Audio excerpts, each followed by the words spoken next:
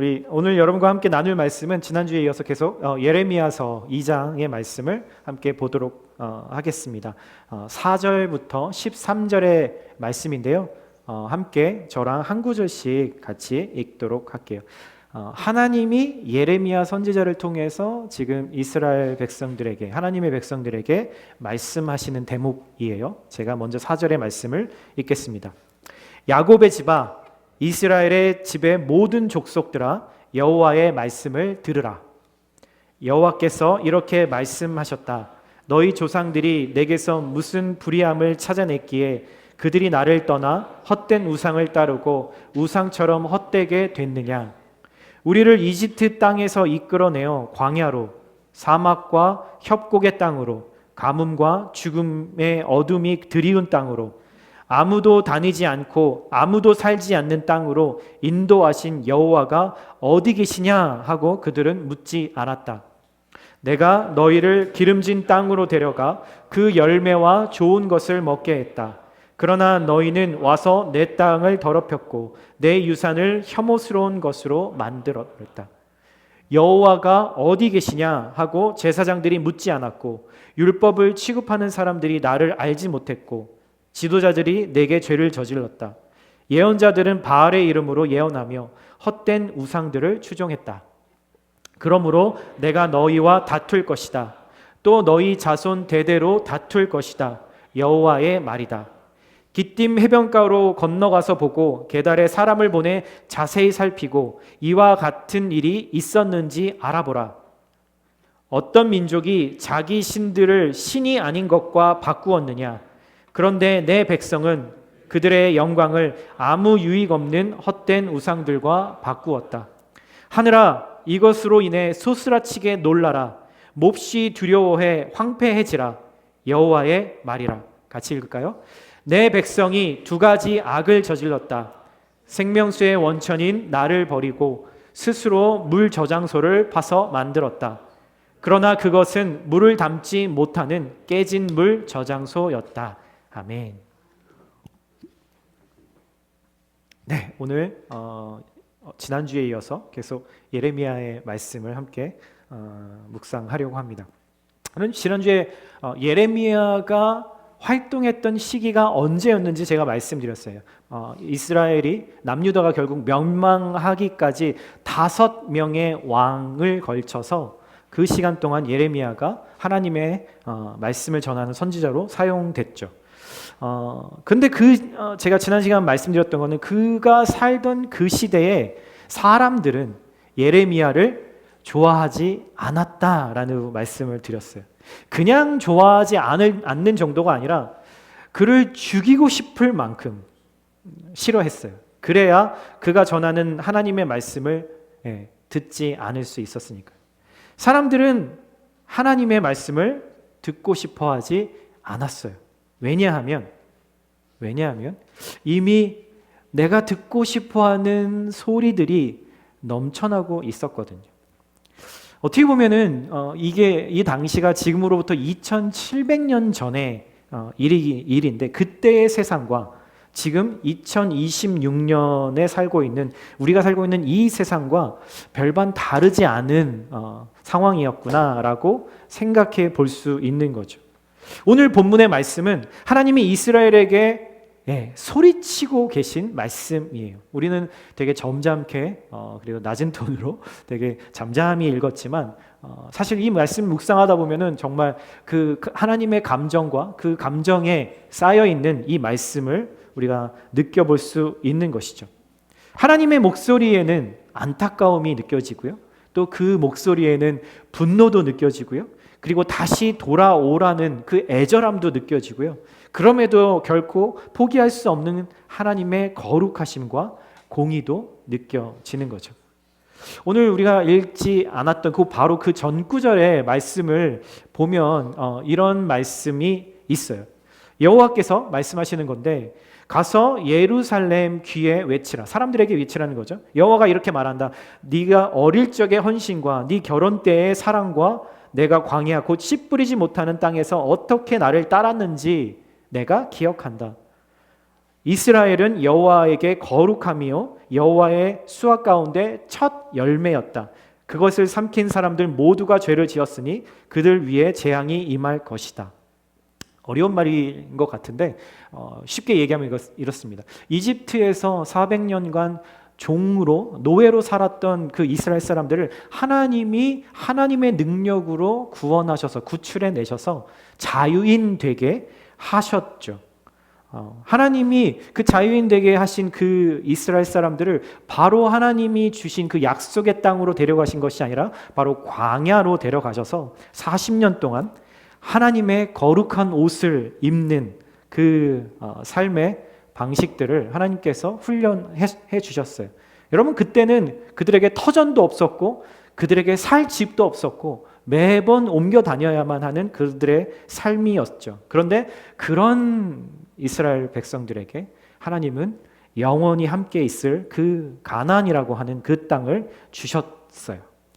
그 가나안이라고 하는 그 의미는 지역적인 의미에서의 땅의 개념이 아니라 하나님과 하나님의 백성이 서로 사랑하며 그분의 통치를 받아들이며 살아가는 곳, 바로 그곳이 바로 이스라엘에게 주신 언약의 땅의 진짜 의미였죠. 그렇게 그들은 하나님이 앞장서셔서 싸우고 찾은 그 땅에서 살아가기 시작했습니다. 40년 전 광야의 생활을 마치고 이전에는 불가능했던 얼마나 많은 꿈들을 그 이스라엘 사람들이 꿀 수 있었을까요?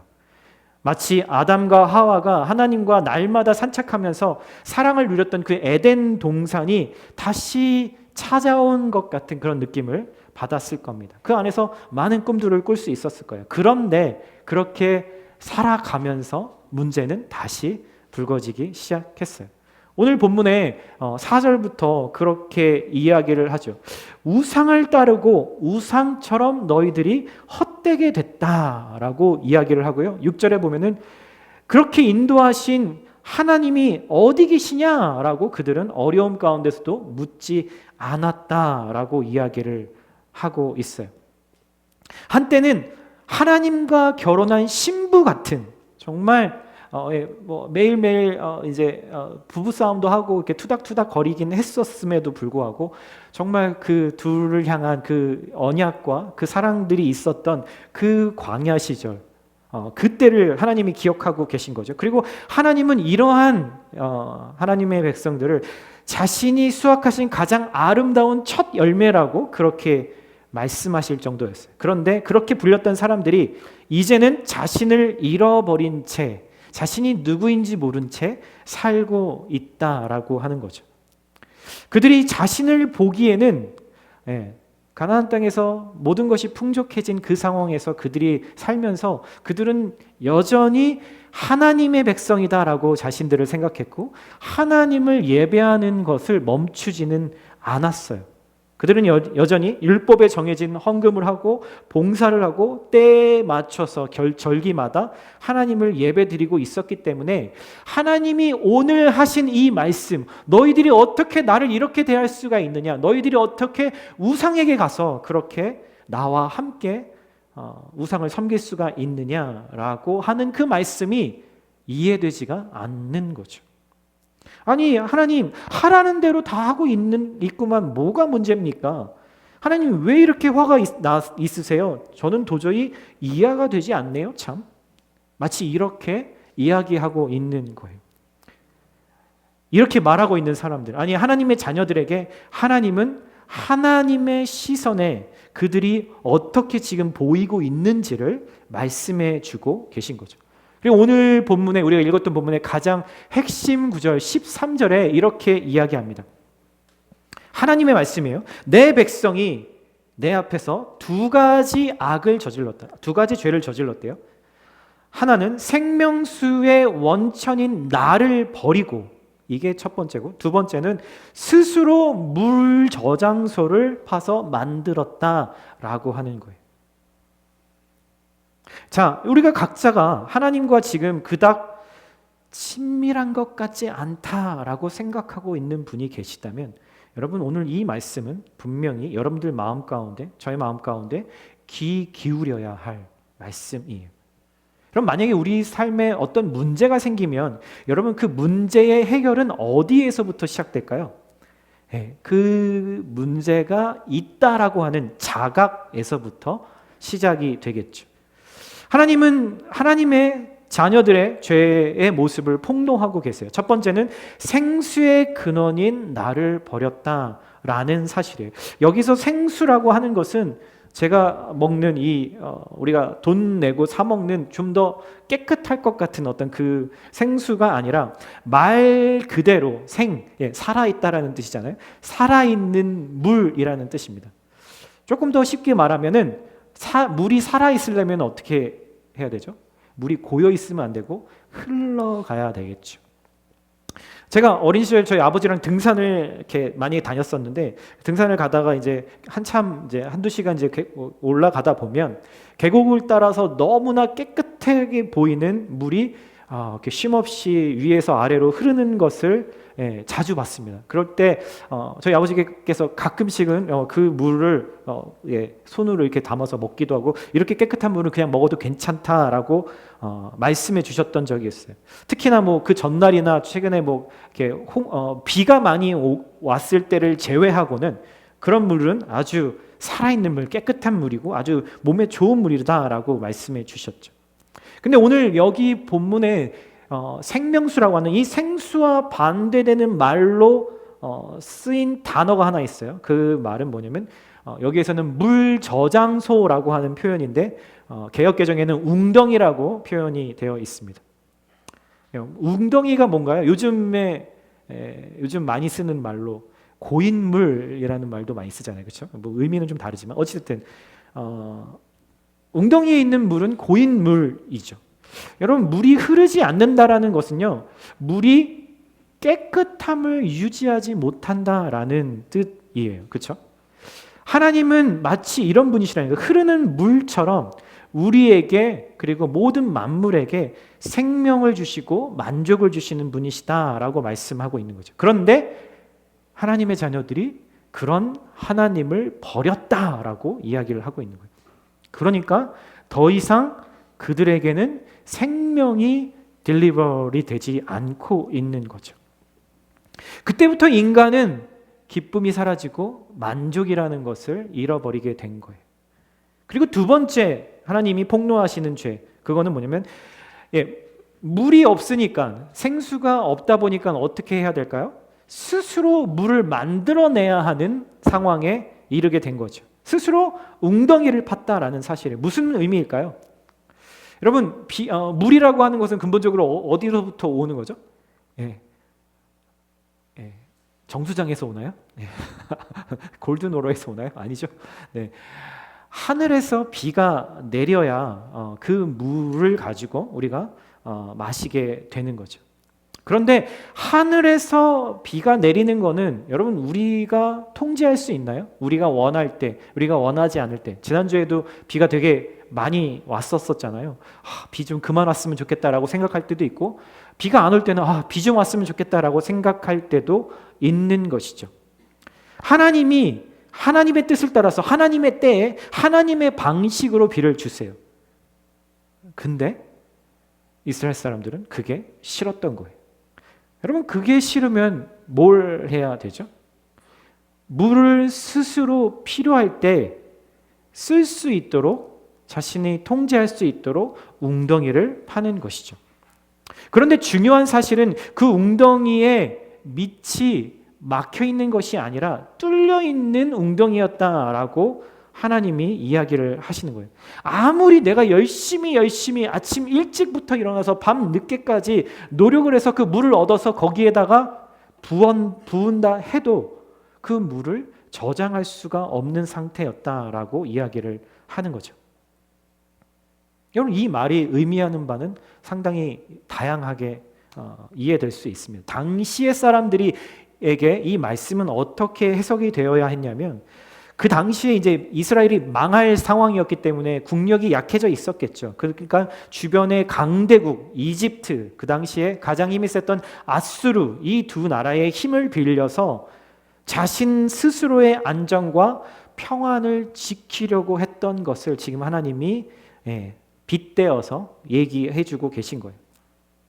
아무런 위기가 없을 때는 그렇다 쳐도 위기가 지금 나라에 닥쳐왔는데도 이들은 하나님을 찾고 있지 않았다라는 사실이죠. 당연히 하나님을 의지하려는 마음도 없었어요. 이들이 어떻게든 스스로의 안전을 지키고 스스로의 만족을 했던 모든 노력들이 하나님의 눈에는, 그리고 예레미야의 눈에는 터진 웅덩이를 파놓고 그 웅덩이에 계속 무언가를 갖다 붓는데 계속 물은 사라지고 있는 그 상황으로 보였다라는 거죠. 여러분, 하나님을 믿는다라는 게 뭘까요? 물이 풍성하게 저장되어 있는 그 이집트의 나일강, 나일강은 항상 물이 풍족했다라고 하죠. 그것을 부러워하면서 나도 힘을 다해서 할 수 있는 대로 가장 큰 웅덩이를 만들어서 거기에 물을 모으는 것이 믿음일까요?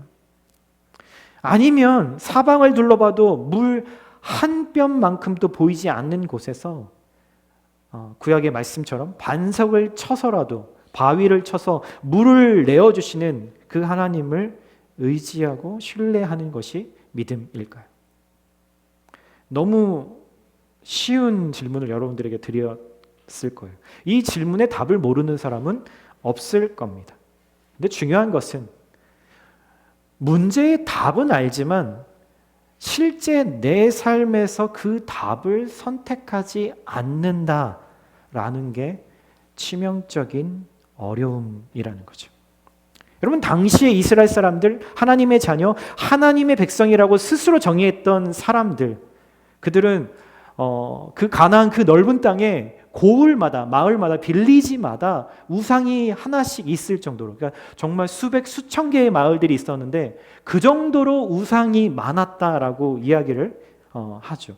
하나님께 나의 믿음을 드려야 한다라고 알고 있었지만 여전히 그들이 사랑했던 존재는 하나님이 아니라 자기 자신이었다라는 거예요.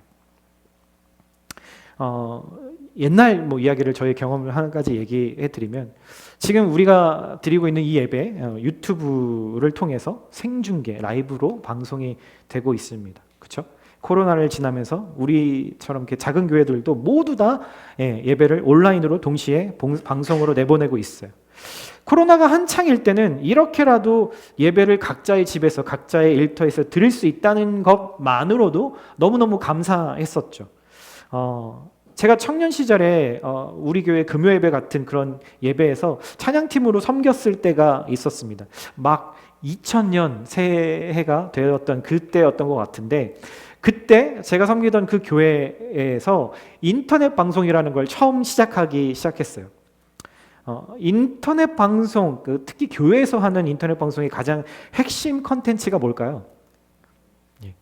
예배겠죠. 예배를 실시간으로 송출하는 거, 혹은 나중에라도 언제든지 볼 수 있게 하는 것이었죠.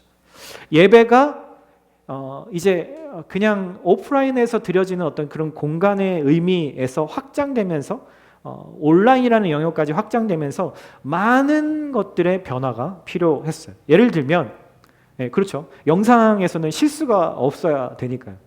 편집도 편집 나름이니까요. 예를 들어서 저같이 이제 싱어들이 찬양을 부르다가 갑자기 음을 좀 다르게 부른다든가 약간 틀리게 불러도 영상을 통해서 소리가 들릴 때는 모든 사람들이 방송국에서 나오는 그 음향의 소리의 퀄리티만큼 예민하게 그것들을 듣게 되는 거죠. 연주도 마찬가지였어요. 설교자와 인도자는 미리 준비된 멘트를 해서 버벅거리거나 중간에 이렇게 부적절한 말을 하지 않도록 주의를 받기도 하고, 시간 안에 맞춰야 되기 때문에 그 시간 안에 적합한 멘트로 그렇게 계속 요청을 받게 된 거죠. 어느 날 우연히 예배 영상팀에서 저에게 그런 이야기들을 요청을 했어요.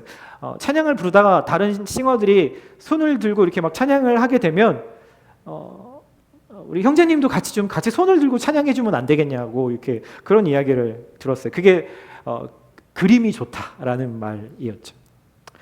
저는 그 전까지는 그때 예배 가운데서 저에게 마음에 감동을 주시면 제가 손을 들면서 찬양하기도 하고, 또 은혜를 주시면 저도 모르게 눈물이 나서 그렇게 찬양하기도 하고, 항상 그랬던 건 아니지만 어떤 때는 정말 강력한 하나님의 임재를 경험했을 때는 무릎을 꿇고 그렇게 찬양하고 기도했었던 적도 있었습니다. 그런데 방송팀이 요구한 그 말 한마디 때문에 제가 무언가를 예배드리면서 무언가를 이렇게 자연스럽게 하나님께 드리려고 할 때마다 고민이 되기 시작하더라고요. 자연스럽게 제 마음으로 예배하면 되는 것이 전부였는데 이제 뭔가 매뉴얼에 따라서 내가 나의 모습을 보여줘야 한다라고 생각했기 때문이죠. 여러분, 예배가 만약에 방송이 된다면 예배자에게 도대체 어떤 영향을 미칠까요? 여러분들 지금 만약에 지금 예배드리고 있는 그 여러분들의 모습을 카메라가 비춰주고 클로즈업을 한다면 어떤 생각이 드실 것 같으세요? 그럴 줄 알았으면 더 예쁘게 화장을 할 걸. 그럴 줄 알았으면 다크서클을 좀 지우고 올 걸. 머리에 헤어스타일을 좀 바꾸고 올 걸. 이런 생각도 해볼 수 있겠죠. 우리 교회는 정말 우리 교회는 그렇지 않지만 이런 사실들이 있을 때 내 마음의 예배가 바뀌거나 예배의 본질이 혹시 훼손되는 건 아닐까요? 모두가 그렇지 않지만 누군가가 나를 지켜보고 있다는 걸 의식할 때 우리는 연기하고 싶은 유혹을 받을 수 있기 때문이죠. 나도 모르게. 그런데 성경은 이런 유혹에 대해서 분명하게 경고합니다. 우리의 입술과 마음이 동떨어진 예배, 입술과 마음이 일치하지 않는 그런 예배에 관한 경고죠. 예레미야는 이 세상에서 가장 타락한 것은 어떤 행동이나 어떤 것들이 아니라 사람의 마음, 인간의 마음, 나의 마음이 이 세상에서 가장 타락한 것 중에 최고의 타락한 것이라고 이야기합니다. 저와 여러분들은 타락한 이 마음을 언제 깨닫게 되냐면 내가 나조차도 속이고 있을 때, 그럴 때 진짜 내 마음조차도 다 신뢰할 수 없는 거구나 라는 생각을 하게 되는 거죠. 만약에 하나님 앞에서 내 삶이 다른 사람들에게 잘 보여서 칭찬과 부러움을 받기 위한 게 아니라 나 자신의 만족을 위한 거라면 여러분, 그런 건 어떨까요? 사실 이게 더 위험한 것일 겁니다. 마치 이런 거죠. 항상 나를 찍고 있는 카메라를 상상하면서 그렇게 내가 예배하는 사람이라면 훨씬 더 위험한 마음을 가지고 있는 거일 거예요. 다른 사람들의 보기에 내가 잘 보이고 싶은 건 누구에게나 자연스러운 마음이지만, 그렇지만 내가 나 자신에게 매혹되고 유혹되는 건 전혀 다른 문제죠. 우리는 하나님을 예배하는 것을 좋아해요. 그렇죠? 여러분 좋아하시죠? 아니면 하나님을 예배하는 나 자신의 이미지를 좋아하고 계시지는 않으세요? 한번 스스로에게 한번 질문해 보세요. 여러분, 우리는 하나님께 찬양 드리기를 좋아하나요? 아니면 내가 하나님께 열정적으로 찬양하는 사람이라고 하는 그 이미지를 좋아하시나요? 제가 지금 말장난하고 있는 게 아니라 되게 미묘하기 때문에 이 두 개의 차이를 말씀드립니다. 미묘하지만 본질을 교묘하게 비껴가면서 하나님이 아니라 나에게 집중하고 하나님을 사랑하는 것이 아니라 나의 그런 모습을 지극히 사랑하는 것이 성경은 죄의 아주 타락한 모습이라고 이야기하고 있기 때문인 거죠. 예를 들어서 이렇습니다. 나는 내가 섬기는 사람을 진정으로 아끼고 있나요? 행여 돌보고 섬기는 사람으로서의 나 자신의 이미지를 즐기고 있는 것, 만족하고 있는 건 아닌가요? 나는 내가 먹이는 사람들을 그렇게 사랑하고 있는가? 아니면 그런 나의 자비로운 내 자아의 모습을 사랑하고 있는 건 아닌가? 심지어 개인적으로 하나님과의 시간을 보낼 때도 마찬가지입니다. 내가 진정으로 하나님의 얼굴을 찾기에 지금 내가 기도하고 묵상하고 있는가? 아니면 내가 진짜 무릎을 꿇고라도 기도하는 사람이라는 그 자신에게 스스로 만족하고 싶어서인가? 라는 질문인 거죠. 또 한 가지 해볼까요? 아침에 성경을 펴서 구절을 적는 게, 또 묵상하는 게 하나님의 말씀이 정말 나에게 정말 필요해서인가? 아니면 원래 아침마다 성경을 읽는 사람이라는, 내가 생각하기에 다른 사람들 보기에도 좋은 크리스천이라고 하는 그 이미지 때문인가? 뭐가 문제일까요? 결국 이건 다른 사람이 아니라 나 자신에게 내가 의롭다라고 하는 것을 보여주려고 하는 죄의 한 방식이에요. 그 결과 예배에 참석하고 경건의 시간을 개인적으로 갖는 것이 하나님을 사랑해서가 아니라 하나님을 사랑하고 있는 나 자신을 사랑하기 때문이라는 거죠. 여러분, 이 두 개의 미묘하지만 아주 큰 차이를 이해하셔야 돼요. 이건 교묘하게 나를 사랑하는 것이 하나님을 사랑하는 것이 아니라는 거죠. 이것은 종교인과 신앙인의 차이이기도 합니다. 지금 하나님의 시선에, 그리고 예레미야의 시선에는 하나님의 백성들이라고 불리는 사람들이, 하나님의 자녀들이라고 불리는 사람들이 그런 모습을 하면서 스스로 야, 나는 그래도 꽤 괜찮은 신앙을 가지고 있어, 다른 건 몰라도 신앙이라고 하는 측면에서 나는 괜찮아, 스스로 만족하고 있는 모습이었다라는 거죠. 그러니까 가나안 땅에 들어가서 이제 살만해졌는데 거기서 쫓아낸 그 우상들을 다시 끄집어내서, 그리고 하나님을 대적하는 문화들을 다시 도로 제자리에 갖다 놓고 주일엔 하나님의 성전에 가서 예배드리고 집에 다시 돌아가서 나의 일터에 돌아가서 나의 일상에 돌아가서는 돈을 사랑하고 섹스를 사랑하고 편안함을 쫓아 나 자신이 원하는 대로 나를 사랑하며 살고 있었다라는 거죠. 그런데 본인들은 정작 자각을 하지 못하고 있는 상태였어요. 함정에 빠져 있는 거죠. 그들이 마치 물을 저장해 놓고 내가 원할 때마다 필요할 때마다 쓰려고 팠던 그 웅덩이에 자기 자신이 빠져서 밖으로 못 나오고 있는 그런 형색인 거예요.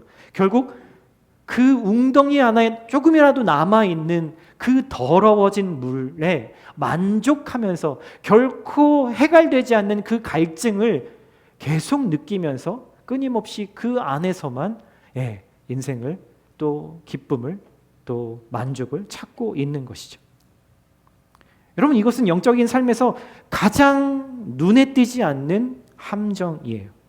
나 자신의 영성에 나름 만족하고 헌신하고 있는 내 자신을 보고 감탄하고, 이런 모습이 마치 연극을 보면 배우가 됐다가, 무대의 배우가 됐다가 동시에 관객의 자리에 앉아서 참 나 좀 잘하고 있는데? 라고 스스로 만족하고 있는 모습인 거죠.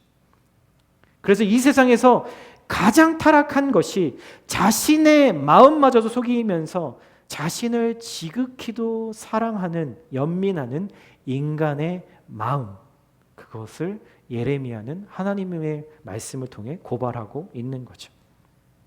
이렇게 내 자아를 사랑하고 연민하면서 나를 바라보면서 오랜 시간이 흘러버리면요, 당연히 나는 병들죠.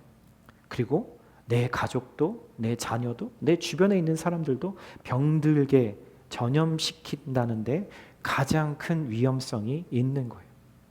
마치 한 방에 거울로 가득 찬 빽빽한 그 방에 들어가서 끝없이 내 자아를 반사시키고 있는, 그러면서 그 자아에 만족하고 있는 모습인 거죠. 이런 모습으로 우리는 쉬지 않고 예배하고 기도하고 헌신한다 해도 결국 내 자신을 넘어서지 못하고 거기에서 막혀버리는 겁니다. 오늘 성경은 이 함정에서 벗어날 수 있는 유일한 방법이 자기 자신을 잊는 것이라고 말해요. 나 자신이 아니라 하나님을 바라보는 것이죠. 너무나 심플한 얘기고 너무나 당연하고 우리가 너무나 자주 듣는 말씀이죠. 지난주에 생명의 삶 큐티 말씀이 거의 매일 시편의 말씀이었는데, 그 시편의 말씀들을 어떻게 보면 거기에서 지난주 한 주의 말씀의 공통적으로 이야기하고 있는 것을 생각해 보면 바로 그것입니다. 거기에는 나라고 하는 단어가 거의 등장하지 않습니다. 내 상황 이런 것들보다는 계속해서 시편의 그 저자는 하나님을 바라보라, 하나님이 얼마나 아름다우신지, 그분이 나랑 어떤 관계인지를 계속해서 주목하라고, 너희의 평상시에 그것을 주목하라고 이야기를 해주고 있는 것이죠. 하나님께 매료되고 하나님의 아름다움과 위엄에 사로잡힘으로 나를 사랑하고 나를 불쌍히 여기는 연민의 시선에서 벗어나는 거죠. 제가 목회를 하면서 많은 사람들에게 그런 상담을 받을 때가 있습니다. 제가 정말 이렇게 그 음란한 동영상을 끊지 못합니다, 목사님. 제가 어떻게 해야 될까요? 라고 질문하는 사람들이 용기 있게 질문하는 분들이 가끔씩 있습니다. 그때 마다 어떤 이야기들을 함께 나누냐면 너 자신을 사랑하는 것을 멈추고 하나님을 탐닉하라라고 말을 해주죠. 그러면 그게 바로 그 구덩이에서 우리가 나올 수 있는 근본적인 해결책이기 때문입니다. 정말 다행인 것은요, 우리는 내 모습을 비추는 그 거울을 너무나 사랑하는데 하나님은 그 거울을 우리가 예배 드릴 때마다, 기도할 때마다, 하나님 앞에 나올 때마다, 하나님의 말씀을 묵상할 때마다 내 자신에게 만족하거나 내 자신에게 혹은 실망하거나 그런 거울들을 깨트리시는 하나님이시라는 거죠. 그분은 너무나도 영광스러운 자신의 임재로 우리를 초대함으로 인해서 내가 내 자신을 잊도록 만드세요. 여러분 콘서트장에 여러분들이 정말 좋아하는 팬으로서 콘서트장에서 콘서트를 가보신 적이 혹시 있나요? 거기에 가면요, 여러분 내 자신은 중요치 않습니다. 내가 좋아하는 그 대상, 무대에서 노래하고 춤을 추고 공연을 하는 그 사람에게 모든 시선을 맞추기 때문이죠.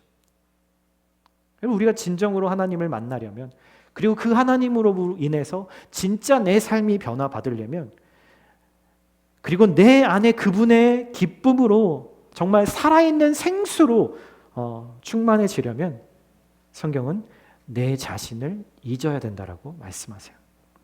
그리고 예레미야서를 통해서 이렇게 약속하시죠.